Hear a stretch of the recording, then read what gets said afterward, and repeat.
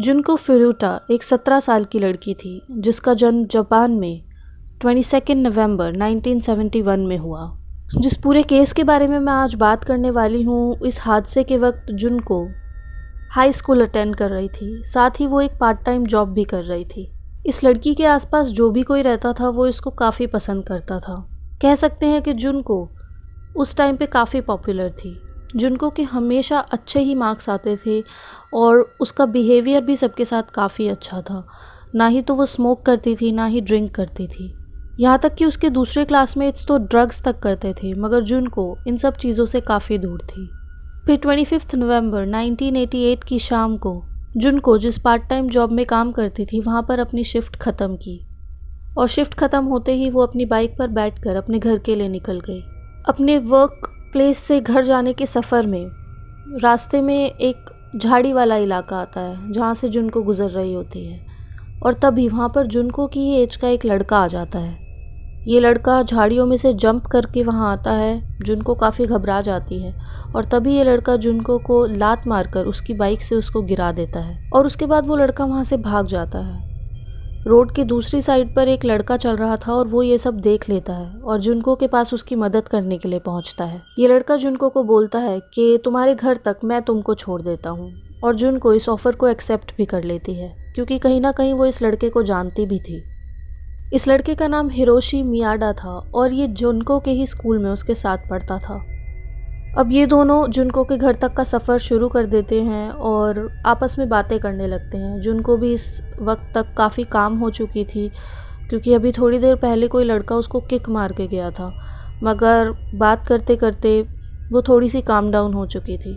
अब हिरोशी जुनको को उसके घर ले जाने की बजाय कहीं सुनसान जगह पर ले गया जहाँ पर एक खाली वेयर हाउस था जिसमें कोई भी आता जाता नहीं था। वो जगह काफ़ी डरावनी और सुनसान थी।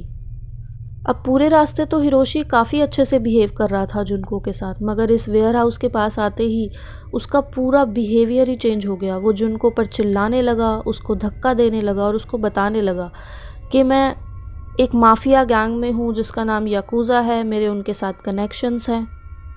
और वो जुनको को बोलता है कि अगर जो मैंने तुम्हें कहा वो तुमने फॉलो नहीं किया और नहीं माना तो मैं याकूज़ा को बुला लूँगा और वो तुम्हारी जान ले लेगा। इतना कहने के बाद हिरोशी जुनको को वेयर हाउस के अंदर ले जाता है। जुनको भी इस वक्त तक काफ़ी डर चुकी थी। इसके बाद हिरोशी जुनको का बेरहमी से रेप कर देता है।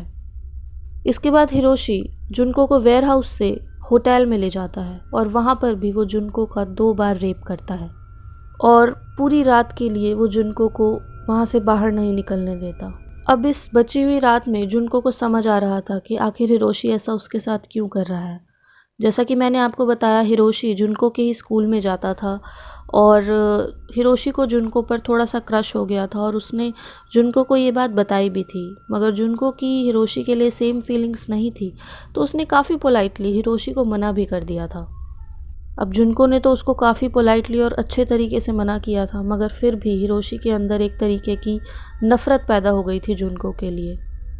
अब हिरोशी काफ़ी पॉपुलर लड़का था, उसको कभी भी किसी ने किसी भी चीज़ के लिए रिजेक्ट नहीं किया था। उसके पास वो सब कुछ था जो उसे चाहिए था और याकूज़ा के साथ जो उसके कनेक्शन थे उसके बारे में भी सबको पता था, तो सब उससे काफ़ी डर कर रहते थे। मगर जुनको को ये बात नहीं पता थी और वही वो पहली लड़की थी जिसने हिरोशी को मना किया था। अब रात धीरे धीरे ख़त्म होने को आई थी और अर्ली मॉर्निंग हो चुकी थी और हिरोशी अभी भी जुनको को इसी होटल में कैद करके बैठा था। अब इस समय तक हिरोशी ये सोचने लगा कि आखिर जुनको के साथ आगे क्या किया जाए और वो ये सारी बातें अपने दोस्तों को बता देता है और उसके दोस्त भी ये सब चीज़ सुनकर काफ़ी एक्साइटेड थे।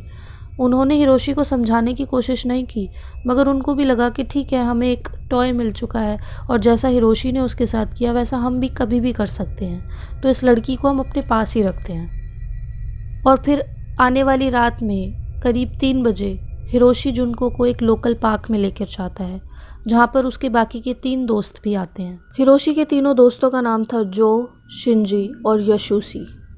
और जुनको उनमें से एक लड़के शिंजी को देखती है और उसे याद आता है कि इसी लड़के ने उसको बाइक पर से किक मारकर गिराया था और तब उसे समझ में आता है कि शायद ये पूरा एक प्लान का हिस्सा था। ये सभी लोग मिले हुए हैं। उन लोगों ने ज़रूर ये प्लान बनाया था कि शिनजी अचानक से आकर जुनको को लात मारकर गिरा देगा और उसके बाद हिरोशी वहाँ पर आकर हीरो बनेगा और जुनको को बचाएगा और उसको घर लेकर जाएगा और एक तरीके से जुनको का ट्रस्ट जीत लेगा, ताकि जहाँ पर भी वो उसको लेकर जाए वहीं जुनको चली जाए। इस पॉइंट तक लेकिन जुनको को ये नहीं पता था कि ये लड़के पहले भी ऐसा कई लड़कियों के साथ कर चुके हैं। इन लड़कों की हिस्ट्री थी अलग अलग लड़कियों को किडनैप करना और उसके बाद उनका गैंग रेप करना। इस हादसे से कुछ ही समय पहले इन लड़कों ने एक और लड़की को किडनैप किया था और उसके साथ रेप जैसी घिनौनी हरकत की थी, लेकिन कुछ ही घंटों में इन लड़कों ने उस लड़की को छोड़ दिया था। मगर उस लड़की ने ये बात किसी को भी नहीं बताई थी, क्योंकि वो हिरोशी से काफ़ी डरी हुई थी और उसे पता था कि हिरोशी के माफिया यकूज़ा के साथ काफ़ी अच्छे कनेक्शंस हैं। ये लोग पार्क में होते हैं और इसी मीटिंग में हिरोशी उन तीनों लड़कों को जुनको की बिलोंगिंग्स देने लगता है, जितना भी जुनको का सामान उन्हें उसके पास से मिला था, और ये लड़के उसके सामान की छानबीन करने लगते हैं ताकि उन्हें कुछ ऐसी चीज़ मिल जाए जिनको वो चुरा ले। और तभी एक लड़का एक नोटबुक निकालता है जिसमें जुनको का होम एड्रेस लिखा हुआ होता है, और उसके घर का एड्रेस मिलते ही ये लड़कों को तो और एक बहाना मिल गया जुनको को डराने का। इन लोगों ने जुनको से कहा कि अगर तुमने हमारी बात नहीं मानी तो देख लो, हमारे पास तुम्हारे घर का एड्रेस है, हम तुम्हारी फैमिली को भी नुकसान पहुंचा सकते हैं। हिरोशी जुनको को बोलता है कि अगर तुमने अपनी कोई भी लाइन क्रॉस करी तो मैं यकूज़ा को तुम्हारे घर पर भेज दूंगा और वो तुम्हारी पूरी फैमिली को मार डालेगा। बहरहाल ये सभी लोग पार्क से निकलते हैं और ये लड़के जुनको को हिरोशी के घर पर ले जाते हैं।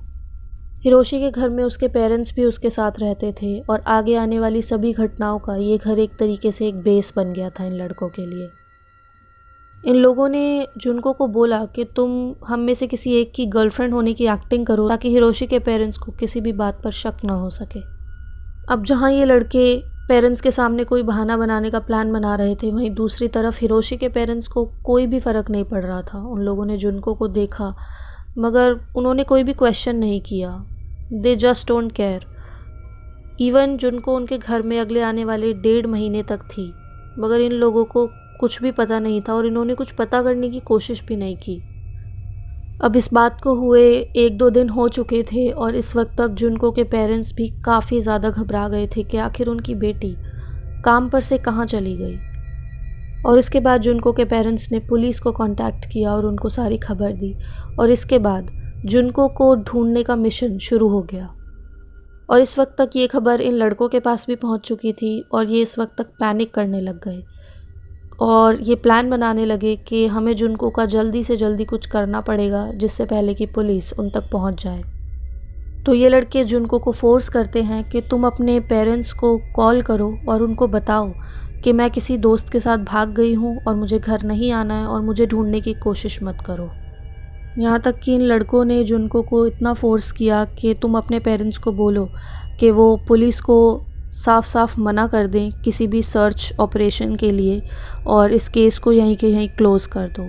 तो आप सोच सकते हैं एक लड़की जो अपने दिलो जान से अपने पेरेंट्स के पास जाना चाहती है और वो चाहती है कि पुलिस उसे ढूंढ निकाले, वो ही इतना डर चुकी है और इन लड़कों ने इस तरीके का प्रेशर बनाया हुआ है उसके ऊपर कि वो खुद ही अपने पेरेंट्स को बोल रही है कि ये सब कुछ आप बंद कर दो और मैं घर नहीं आना चाहती। So you can imagine the horror उस लड़की के अंदर जो भी चल रहा था उस टाइम पर। अब पेरेंट्स ने भी जुनको पर बिलीव कर लिया। अब उसके पेरेंट्स चाहे इस बात से खुश थे या नहीं, मगर उन्हें इतना तो पता लग गया था कि उनकी बेटी सेफ़ है, तो उन्होंने ये सारा सर्च ऑपरेशन बंद करवा दिया। और इसके बाद आने वाले अगले 40 दिन जुनको सबसे बुरे टॉर्चर से गुज़रने वाली थी। ऐसा टॉर्चर जो आप और हम इमेजिन भी नहीं कर सकते। और इस पूरे टॉर्चर के दौरान उसे पता था कि कोई भी उसे नहीं ढूंढ रहा है, कोई भी उसे बचाने नहीं आएगा। She was helpless. ये लड़के जुनको को दिन में कई बार बुरी तरीके से मारते थे और उसको खाना भी नहीं देते थे। वो हर समय भूखी ही रहती थी।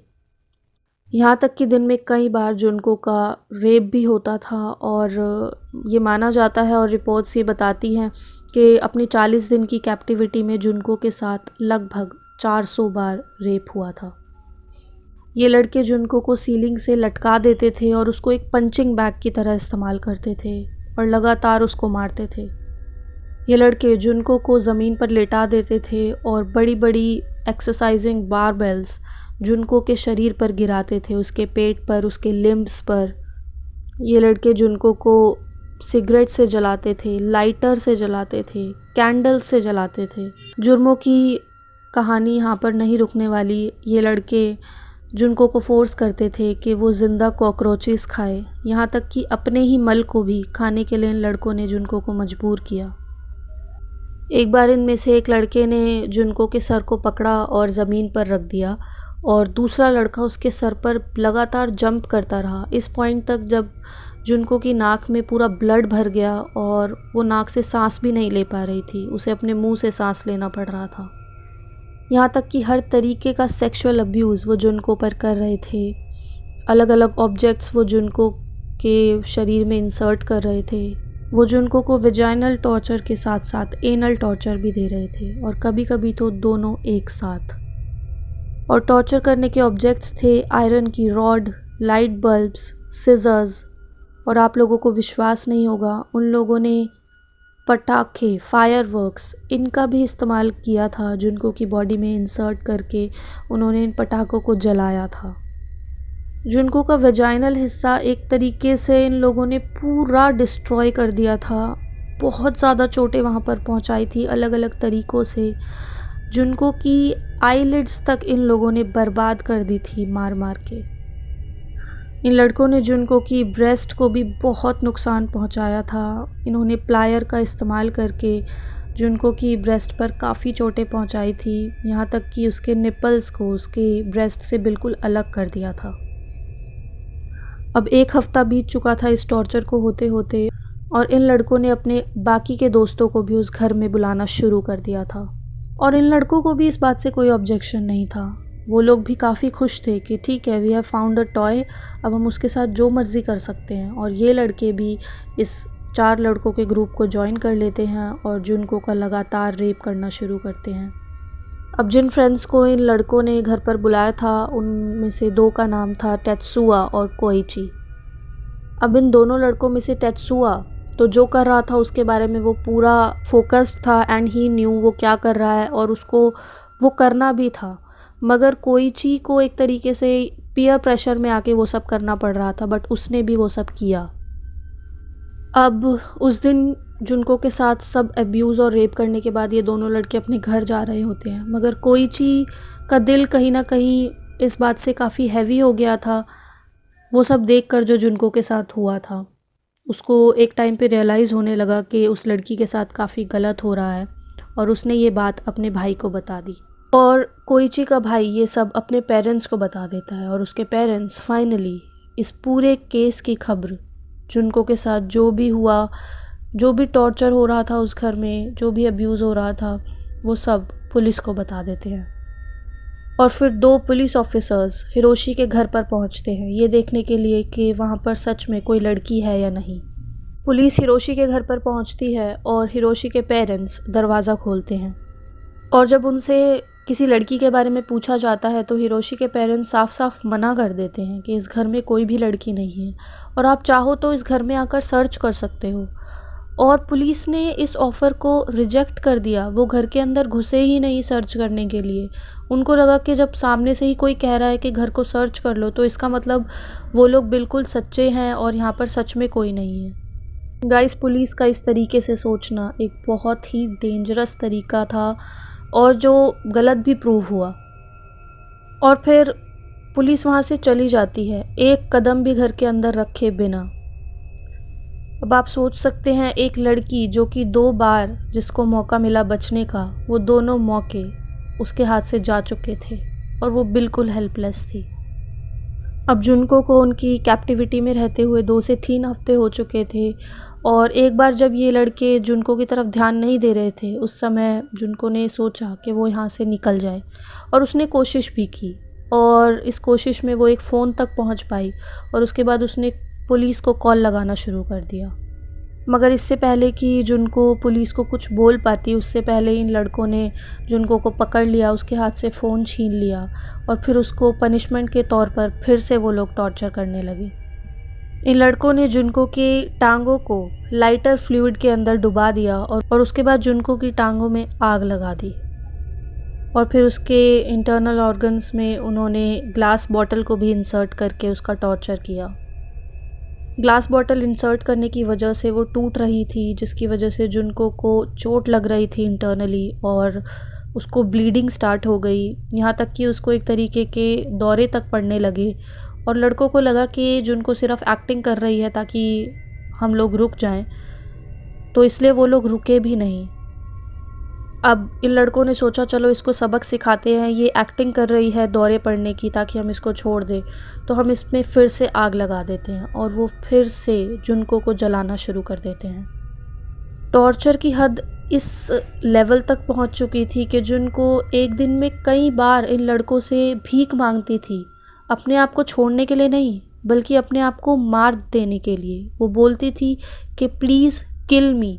वो टॉर्चर उसके लिए इतना ज़्यादा भयानक और दर्द भरा हो चुका था कि वो बस उनसे भीख मांगती थी कि अब मुझे तुम लोग मार दो, मुझे तड़पाना बंद करो। मगर इन लड़कों को जो भी ये सब कर रहे थे उसमें काफ़ी मज़ा आ रहा था। वो multiple times in a day उसको मारते थे, उसका रेप करते थे और उसके बाद इन लड़कों ने जुनको को फोर्स करना शुरू कर दिया कि तुम बालकनी में सोओगी बिना किसी मैट्रेस के, बिना किसी चादर के। और इस टाइम मिड दिसंबर चल रहा था, तो यू कैन इमेजिन कितनी ज़्यादा ठंड थी। और जापान की सर्दियाँ बहुत ख़तरनाक होती हैं, यहाँ पे माइनस तक में टेम्परेचर चला जाता है। अब ये बाकी के तरीक़ों से तो उसको टॉर्चर कर ही रहे थे और जो भी अब्यूज़ कर रहे थे वो कर ही रहे थे। इसके बाद भी ये लड़के उसको फ्रीज़र में रहने के लिए फ़ोर्स करते थे, उसको फ्रीज़र में वो सर्दियों में बंद कर देते थे। जुनको की इंजरीज़ इस हद तक पहुंच चुकी थी, उसके शरीर का कोई भी पार्ट नहीं बचा था जिस पर इंजरी ना हो और अब तो उसका हिलना डुलना भी बिल्कुल नामुमकिन सा हो गया था। उसको ऊपर वाले फ्लोर पे जहाँ पर ये लड़कों ने इसको रखा था, वहाँ से नीचे वाले फ्लोर पर जाने के लिए बाथरूम में पूरा 1 घंटा लगता था। अब ये 1 घंटा लगता था उसको नीचे जाने के लिए, मगर कुछ टाइम बाद ऐसा समय आ गया जब वो 1 घंटा क्या, वो कितने भी घंटों में वो नीचे ही नहीं जा पाती थी बाथरूम में। बिल्कुल उसकी बॉडी ने उसका साथ देना बंद कर दिया था और वो जहाँ पर पड़ी रहती वहीं पर ही वो यूरिनेट कर देती थी, वहीं पर ही उसका मल पास हो जाता था और उसका अपनी बॉडी पर कोई कंट्रोल ही नहीं बचा था। मगर इन लड़कों को जुनको की ये हालत देखकर और मज़ा आ रहा था और उनकी नफ़रत जुनको के लिए और ज़्यादा बढ़ती जा रही थी। एक पॉइंट तो ऐसा आ गया जब जुनको ना ही तो खा पा रही थी, ना ही कुछ पी पा रही थी और कभी वो ट्राई भी करती थी कि मैं कुछ खा लेती हूँ या पी लेती हूँ, उसकी बॉडी उस खाने को, उस ड्रिंक को रिजेक्ट कर देती थी और तुरंत उसको उल्टी हो जाया करती थी। अब जब जुनको को उल्टी होती थी तो इन लड़कों को फिर से गुस्सा आता था और उस चीज़ के लिए भी ये जुनको को टॉर्चर करते थे और पनिश करते थे। अब इन दिनों का अंत होते होते और इस टॉर्चर को होते होते ये हाल हो चुका था कि जुनको के फेस को देखकर कोई नहीं बता सकता था कि ये जुनको है। उसका फेस बुरी तरीके से सूज चुका था और कोई भी नहीं बता सकता था उसके फेशियल फीचर्स को देखकर कि ये वही लड़की है जो एक टाइम पे पॉपुलर थी, हंसती खेलती एक प्यारी सी लड़की। अब जुनको की बॉडी पर इतने ज़ख्म थे, वो जल चुकी थी, वो जगह जगह से उन लड़कों ने उसकी बॉडी को काट रखा था या उसके बॉडी पार्ट्स को उखाड़ रखा था। साथ में अब वो मूव नहीं कर पाती थी, तो वो एक ही जगह पर अपना मल पास करती थी, यूरिन पास करती थी, तो उसमें से हमेशा काफ़ी गंदी स्मेल आया करती थी, जिसकी वजह से ये लड़के अपना सेक्सुअल इंटरेस्ट जुनको में से अब खोने लगे थे। और यही तो वो रीज़न था जिसकी वजह से इन लड़कों ने जुनको को अपने घर में रखा हुआ था। अब्यूज़ और टॉर्चर तो साथ में चल रहा था, मगर मेन रीज़न था उसका रेप करना, उसको सेक्सुअली इस्तेमाल करना। और अब लड़के उसमें से इंटरेस्ट लूज़ कर रहे थे, वो उसकी तरफ अब अट्रैक्टेड फील नहीं कर रहे थे, मगर दे नीडेड सम गर्ल जिसका वो रेप कर सके। तो ये लड़के बाहर निकलते हैं और फिर से अपने नए शिकार की तलाश में लग जाते हैं। ये लड़के बाहर निकलते हैं और ये एक 19 साल की लड़की से टकराते हैं जो अपने घर जा रही थी और ये लड़के उसको पकड़ लेते हैं और उसका गैंग रेप करते हैं। मगर जैसे जुनको को इन लोगों ने अपने घर में बंदी बना कर रखा हिरोशी ने, वैसे वो इस लड़की के साथ नहीं करते। वो उसका रेप करते हैं और उसको जाने देते हैं और वापस से उस घर में आ जाते हैं जहाँ पर इन्होंने जुनको को कैदी बना कर रखा हुआ था। Guys, there is no doubt इस 19 साल की लड़की के साथ गलत हुआ, और जुनको से पहले जिस लड़की को इन लोगों ने पकड़ा था और उसको कुछ घंटों के लिए रखा था, रेप किया था, उसके साथ भी गलत हुआ। मगर स्टिल आई फील कि उन लोगों का दर्द, उन लोगों के साथ जो टॉर्चर हुआ वो जुनको से कई कई कई ज़्यादा आसान था। आई डोंट नो ये लड़की इतनी अनलकी कैसे निकली, इसकी किस्मत में इतना बुरा होना क्यों लिखा था कि इसी के साथ वो सब कुछ हुआ, वो भी पूरे 40 दिनों तक।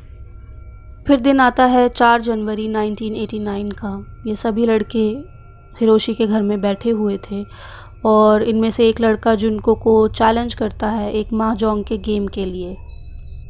जुनको हिलने डुलने की हालत में तो नहीं थी, बट स्टिल वो एक mahjong का गेम तो प्ले कर ही सकती थी और इवेंचुअली वो इस गेम को जीत भी जाती है।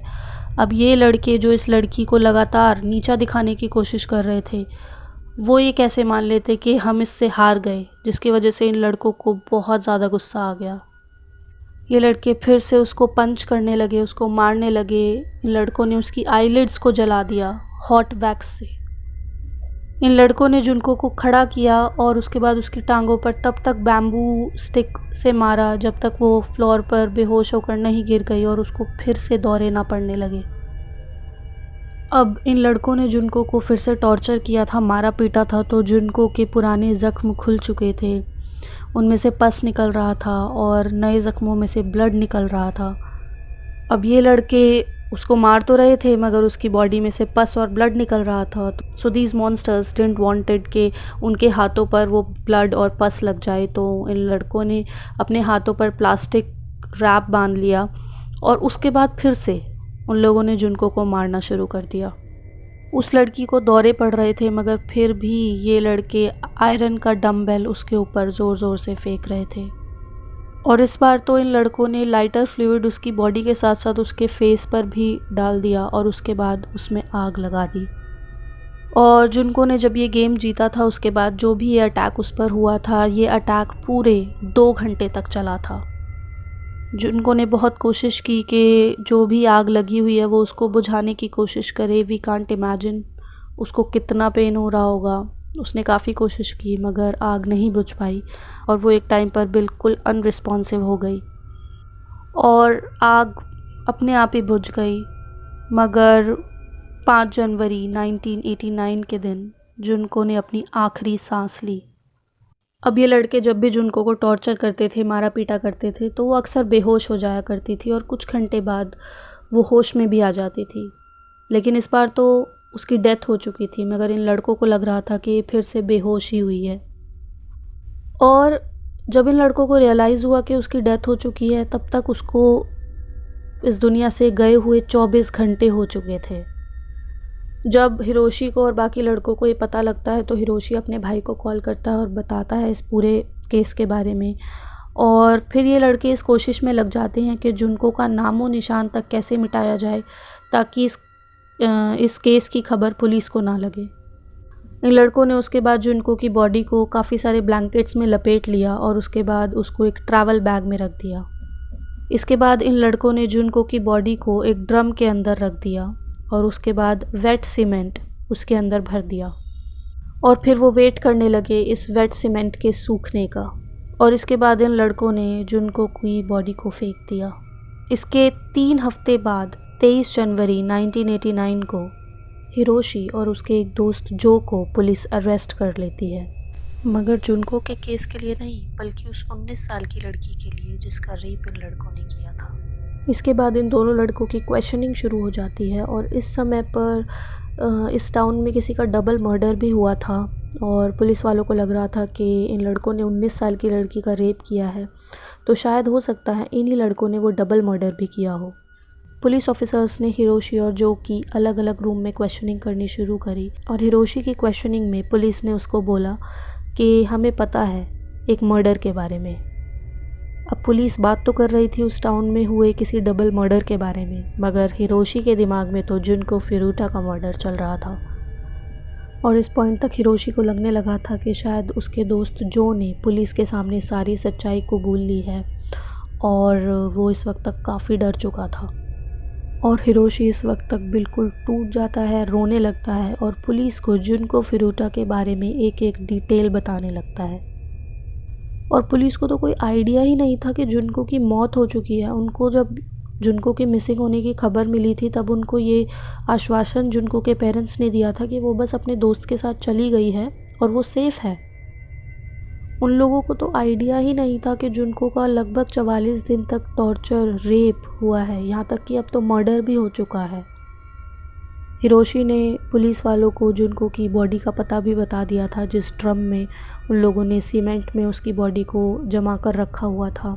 तो अगले दिन पुलिस वहाँ पहुँचती है और वो ड्रम उनको मिल भी जाता है और उसमें होती है जुनको की बॉडी, जिसके बाद हिरोशी की स्टोरी 100% सच निकलती है।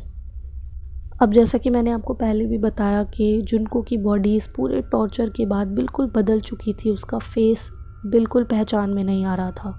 अब हिरोशी के कबूलनामे के बाद इनके बाकी के दोस्त शिंजी और यशुशी को भी अरेस्ट कर लिया गया था और हिरोशी के बड़े भाई को भी अरेस्ट कर लिया गया था। अब इन लड़कों ने जो भी क्राइम किए थे उसकी सीवियरिटी को तो मैं बयान नहीं कर सकती, मगर स्टिल ये लड़के 18 साल से कम उम्र के थे, इसलिए लीगली इनके नेम्स को और इनकी आइडेंटिटी को दुनिया के सामने नहीं जाहिर किया गया। मगर एक लीडिंग मैगज़ीन के जर्नलिस्ट को इन लड़कों की आइडेंटिटी और उनके नाम के बारे में पता लग गया और उन्होंने पूरी दुनिया के सामने इनकी आइडेंटिटी साफ साफ जाहिर कर दी और इनके नाम डिस्क्लोज़ कर दिए। इन मैगज़ीन के जर्नलिस्ट का मानना था कि जो लोग इतने हद तक का घिनौना क्राइम कर सकते हैं वो ये डिज़र्व नहीं करते कि उनकी आइडेंटिटी को छुपा कर रखा जाए। अब इन लड़कों ने गिल्टी प्लीड कर लिया था। They were saying that yes we are guilty, मगर ये लोग ये प्ली कर रहे थे कि हम लोगों ने जुनको को बॉडीली इंजरी पहुंचाई है, हमने उसका मर्डर नहीं किया है, उन इंजरीज़ की वजह से उसका मर्डर हुआ है, लेकिन हमने सिर्फ उसको इंजरीज़ ही पहुंचाई है। तो इस बेसिस पर वो इस केस को आगे बढ़ाना चाह रहे थे ताकि उनको कम से कम सज़ा हो सके। लेकिन 1990 के जुलाई में हिरोशी, जो कि इस पूरे ग्रुप का लीडर था, उसको 17 साल की जेल हुई।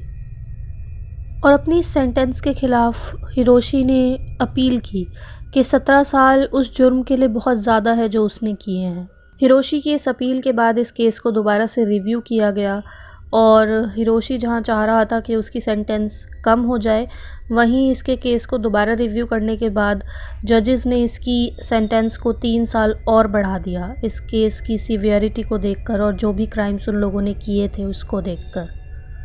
और उसके बाद हिरोशी की सेंटेंस 17 साल से 20 साल हो चुकी थी। साथ ही जजेस ने हिरोशी के पेरेंट्स को बोला कि वो जुनको के पेरेंट्स को कुछ कंपनसेशन दे, क्योंकि उनके बेटे ने जो भी उनकी बेटी के साथ किया उसकी वजह से। जिसके बाद हिरोशी के पेरेंट्स को अपना फैमिली हाउस बेचना पड़ा, जिसके बाद उन लोगों ने $400,000 जुनको के पेरेंट्स को दिए। और गाइस, आज की तारीख में हिरोशी, जिसका पूरा नाम है हिरोशी मियाटा, वो जापान में फ्रीली घूम रहा है, जेल से बाहर है और उसने अपना नाम बदल के हिरोशी योकोयामा रख दिया है। शिंजी को भी पहले 4 से 6 साल तक की सज़ा हुई थी और उसने भी हिरोशी को देखकर अपील की, जिसके बाद उसकी भी सेंटेंस को बढ़ाकर 5 से 9 साल तक कर दिया गया। फिर अपनी सज़ा काटने के बाद शिंजी भी जेल से बाहर आ गया और वो अपनी माँ के साथ ही रहने लगा और उसके पास कोई भी नौकरी नहीं थी, वो अनएम्प्लॉयड रहा। यशुशी को भी 3 से 4 साल की सज़ा मिली थी, जिसके बाद उसने भी अपील की और उसकी सज़ा को भी बढ़ाकर 5 से 7 साल कर दिया गया। चौथे लड़के जो को 8 साल तक की जुवेनाइल प्रिजन में सज़ा मिली और जब वो जेल से बाहर आया तो वो अपने फ्रेंड्स में और जिनको भी वो जानता था उनके सामने ब्रैग करता था और इतराता था कि मैंने कैसे एक लड़की को इतना अब्यूज़ किया और इतना टॉर्चर किया, उसका रेप किया। So he was proud of his actions. जो कि रिलीज़ के बाद वो एक नॉर्मल लाइफ जीने लग गया था। उसके पास एक जॉब थी, उसकी शादी भी हो गई थी। इसके बाद 2004 में जो फिर से अरेस्ट हुआ और उसका जुर्म ये था कि उसने एक आदमी को मारा पीटा था और उसे लग रहा था उसकी वाइफ उस आदमी के साथ जो ऊपर चीट कर रही है। जो इस आदमी को अपनी वैन में बिठा लेता है और उसको एक बहुत दूर किसी बार में ले जाता है और वहाँ पर लगातार 4 घंटे तक इस आदमी को मारता है और मारते-मारते बोलता है कि मैं तुम्हें जान से मार दूँगा और मैंने पहले भी ऐसा किया हुआ है और मुझे पता है ऐसे केसेस से कैसे बाहर निकला जाता है। और इस इंसिडेंट के बाद जो को फिर से 7 साल की सज़ा मिली। वो 7 साल तक जेल में रहा और बाहर आने के बाद उसने भी अपना नाम चेंज कर लिया। सबसे हैरानी की बात तो ये है कि जो की मदर ने जुनको की जो ग्रेव थी उसको डिस्ट्रॉय और डैमेज करने की कोशिश की और कर भी दिया, ये कहते हुए कि जुनको ने मेरे बेटे जो की लाइफ ख़राब कर दी। सो कैन यू बिलीव, जो की माँ जो खुद एक औरत है, वो एक औरत पर हुए टॉर्चर, रेप, मर्डर को तो नोटिस नहीं कर रही। उसे बस अपना बेटा दिखाई दे रहा है और उसकी सज़ा दिखाई दे रही है। आई डोंट थिंक इस औरत को माँ कहलाने का भी हक़ है या फिर एक औरत कहलाने का भी हक़ है। और उससे भी बड़ी चीज़, ये चारों लड़के, आई डोंट नो, इंसान ऐसी शक्ल में भी धरती पर मौजूद होते हैं और ऐसे जुर्म करते हैं जिनको हम अपने नाइटमेयर्स में भी इमेजिन नहीं कर सकते। And I really don't think कि जितनी भी सज़ा इन लड़कों को हुई वो रीज़नेबल है या फिर वैलिड है। जिस लेवल के इन लड़कों ने जुर्म किए थे जुनको के ऊपर, उसके हिसाब से इन लोगों को फांसी की सज़ा होनी चाहिए थी। बट जापानीज़ लॉ को शायद इन लोगों के जुर्म उस लेवल तक नहीं लगे। But this is the most traumatising and most horrible case जो कि मैंने आज तक पढ़ा है, समझा है और आप लोगों को बताया है। And I just hope and pray जुनको की सोल जहाँ पर भी होगी वो इस वक्त पीस में होगी, सारे पेन से मुक्त होगी। कुछ समय पहले मैंने सिल्विया लाइकन्स का केस अपने चैनल पर कवर किया था and I was damn sure कि इससे ज़्यादा टॉर्चरस और इससे ज़्यादा भद्दा केस शायद नहीं होगा। बट जुनको फिरूटा का केस एक ऐसा केस है जिसने मेरे होश उड़ा दिए and this is really sad. और ये जो भी कुछ उसके साथ हुआ वो हमें बिलीव नहीं करने देता कि ये सब सच्चाई है भी या नहीं, बट यही सच्चाई है। And let's all pray for Junko's soul. I want you all to write down in the comments that Junko's soul rest in peace, and I want you guys to pray for her. I hope you liked the video. I'll meet you next time with another crime story from around the world. Until then, signing off.